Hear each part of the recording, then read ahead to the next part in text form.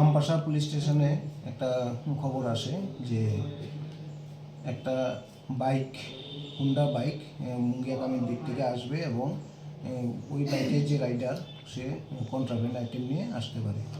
তো সে অনুসারে আমাদের একটা আমবাসা পিএসের টিম সেখানে অ্যাম্বুশে যায় এবং বেতবাগান নাকাতে অ্যাম্বুশ করে। তো কিছুক্ষণ পরে আমরা ইনফরমেশান অনুযায়ী আমরা বাইকটাকে ডিটেন করতে পারি এবং বাইক রাইডারকেও ডিটেন করি। তারপরে তার কাছে একটা পিট্টু ব্যাগ ছিল, ব্যাগটা আমরা প্রসিজিওর মেনে